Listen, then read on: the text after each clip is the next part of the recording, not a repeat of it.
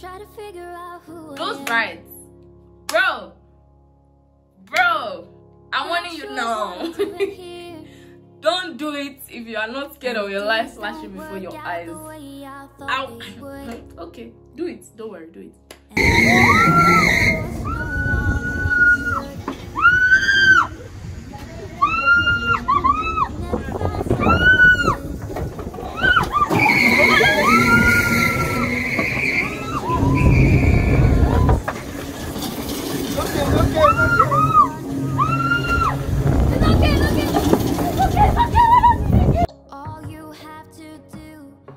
Hi guys, welcome back to my YouTube channel. If you're new here, hi, my name is Tolu and I'm a photographer and a YouTuber, and I would love to get to know you. So please don't forget to subscribe before you leave this place. Let's get into today's video.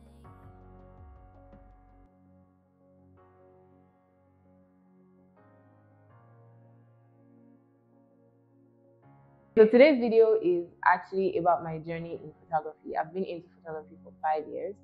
And specifically, I'm going to be talking about things that I would actually do differently if I was supposed to start photography in 2022. And I hope this helps somebody out there just starting photography. I really hope this is really helpful for you.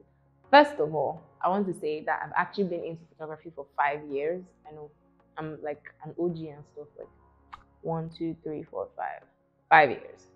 And to be honest, the journey has been like this. You know, like the wave of a sea, just and I feel that recently it has gotten, like, I mean, the past 2 years has gotten a whole lot better than I would have expected it to go. And that's because I had to make a few changes and I kind of put like a structure to my business, and doing that has helped me a lot. So first thing I would say is, if you are starting out as a photographer, don't be too quick to pick a niche. So, for example, right, photography is a very creative business. And if you're going to be going into photography, if you're going to be creating images for different clients and all of those things, try as much as possible to be open-minded, in the sense that some people can approach you to do portrait photography and then you can take that. And then some people can approach you to do event photography and then you take that. And then there are so many other things you can go into: landscape, aerial photography, drone photography, so many other things. And try as much as possible when you're starting out to be open-minded. Don't be too quick to pick a niche, and don't be don't shy away from any type of photography. Because when you do that, when you actually just go ahead and say, oh, it's portrait photography I like and it's portrait photography I like to do, it's nice to know that, okay, yes, you know what to do, you know what you want to do and everything. But there's also the part of not being able to experience the different arms of photography. There's like a whole lot of things that you can explore, so many different things. And I think that's one of the major things that I've actually been considering a lot, which is being able to do different types of photography, and then now actually realizing that I don't necessarily have to be just confined to just one particular niche. And so being able to like explore different options before you eventually settle for one is actually an amazing decision. And trust me, you're going to enjoy the journey. Yes. Now, the next thing, based on what I just said, enjoy the journey. So for me, I think I took photography too serious too early. And to be honest, yes, I wanted to make money, but I didn't need the money in that sense. Like I wasn't primarily doing photography for the money. I didn't have children to feed. I did not have mouths to feed. The only mouth I wanted to feed was mine. And so I think I was too focused. When I started photography, I was too focused on how much money I could make from it and how much this business could like be amazing and how much people would pay me and all of that. And I was really focused on the profits and the money. And so I took it too serious too fast. And I didn't really enjoy the journey at first. I didn't enjoy the entire art behind photography. Photography is fun. Photography is like it, you can't do anything. Literally, you are creating from scratch. You can literally decide to do anything with it. And in the true sense of it, if I could actually go back and do this all over again, I would actually spend like a year just doing different things, anything that I want to do. And I'm still going to do that. Just watch out. I'm still going to do that. And just doing different things: street photography, documentary photography, portrait photography, event photography, aerial photography, drone photography. You people should watch out. But basically, what I'm saying is enjoy every part of it. It is fun, it is interesting, it is enjoyable. So don't take it too serious. Don't, yes, take it serious, because yes, photography is a business, and photography can be, you can make photography a business. But like, if it's something you want to really enjoy and do long term, it's something I would say actually take your time and enjoy. Do not take it too seriously, too fast. Like, don't enjoy the process. Enjoy the process of learning. Enjoy the process of trying different things, dealing or interacting with different people, and just enjoy it. To be honest, based on what I just said, the next thing will be, don't be afraid to put a good price on what your photography um actually is worth. I had this issue. A lot of people took advantage of the fact that they knew that I did not know how to price. And I realized after a while that there were certain people that I could have charged better for, and there were certain people I didn't need to charge that much for. And to be honest, now I don't need to say that, because I can charge whatever I want. My work is worth it. Yeah. And yes, I can say that because of obviously years of experience, practice, all of that, and learnings, and my skills have gotten way better. Trust me. This was me in 2017, and this is me in 2022. My work is better. So yeah, based on that, I can now say that, okay, so this is how much I can charge based on what I can do right now.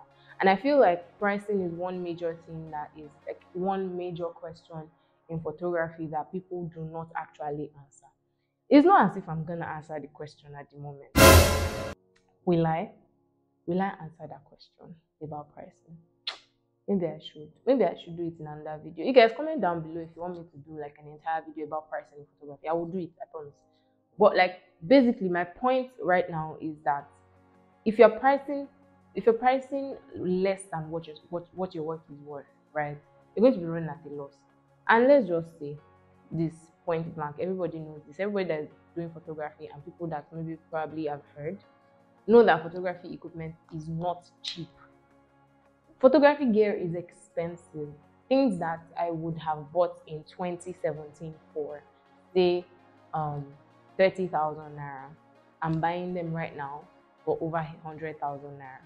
There is inflation that comes into play when you are trying to charge, and when you're putting a price on your work. There should be that imbalance with how good your skills are, how much profit you want to make, what exactly what exactly are your equipment worth. I think I'm going too deep into this, but basically charge what you think you're worth, and you will get people that are actually interested in your work, that can pay what you charge. The next thing I want to say is collaborations are not the enemy, honestly.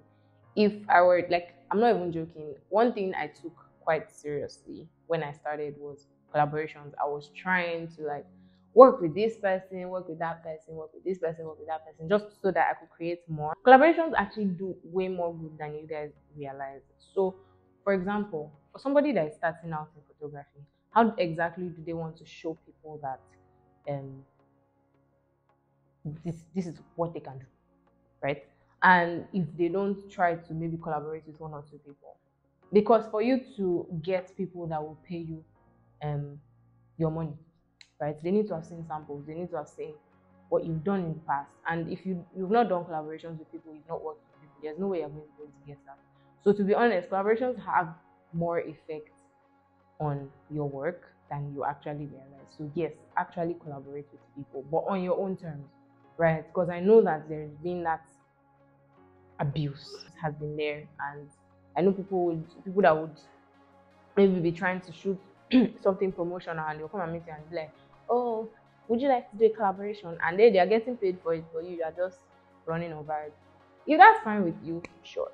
But just make sure that when you're doing a collaboration, you're clear on the terms, you know what exactly you're going for, you know exactly what you're doing, and you know what you're going to get from it, and you're fine with everything that has been stated for the collaboration. Are we clear?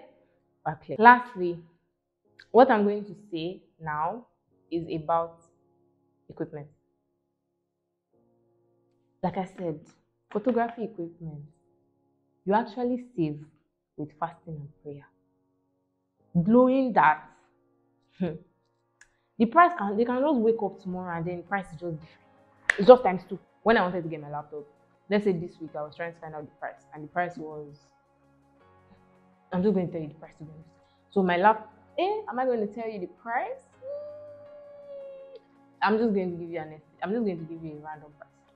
So let's say I wanted to get my laptop for 100,000 naira this week. And when I asked this week, they said the price of the laptop was 100,000. And then by the time I was like, okay, no problem, it's 100,000. Let me just gather money, and use it and buy the laptop, right? Money was complete. Excuse me, I want to buy a laptop. That's how they told me, okay, the laptop is now 250K. Like literally within a space of 3 days, what there was a 150,000 naira increase on the actual cost of the laptop in the first place. Now that happens with every photography equipment.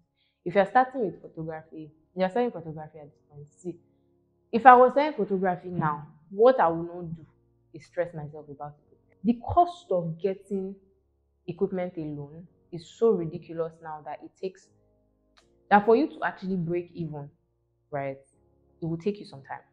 And we know how Nigeria's economy is, so that one is by the way. But if you're in another country and you are balling and you're fine, and maybe not balling and you're actually able to get equipment, don't get equipment until it's actually convenient for you to buy. Don't break the bank, to be honest, because first of all, you are still in the process of putting your name out there. So if you want to get equipment, get something within your means, get something within your budget. And if you don't have the budget for it yet, just hold on a bit. You are going to get the money for it, trust me. And if it's something, I mean, there was a time I couldn't even afford a camera, and now I have one, and I have a lens. I have like a bunch of photography equipment, but there was a time I could not actually afford any of that. And I mean, I did a story time about how I got my first camera. You guys can watch it. I'll drop the link in the video. And yeah, but like that was how I got my first camera. But for the second one I got that myself, and there was actually a time when I couldn't even afford that. But I got money for a camera within my budget when I had worked for it, when I had gotten enough money for it. Do you understand? So then I wasn't breaking the bank. I wasn't doing more than I could handle, basically. So yeah, for photography equipment, relax. Do you understand? Relax. Get people around you that do it, that can borrow their cameras or rent. Anyone that works for you. We have come to the end of this video because my mouth is already paining me. Yeah, thank you so much for watching today's video. And usually I'm an interesting person, so please subscribe if this is your first time here and if you don't watch my previous videos, kindly watch them. And don't forget to subscribe, don't forget to share, don't forget to like, leave a comment down below if you watched up to this point. And the comment should be AJG is awesome. Yeah. Okay, so thank you so much for watching today's video. I'm really grateful. I hope you learned 1 or 2 things, and I will see you on the next one. Bye.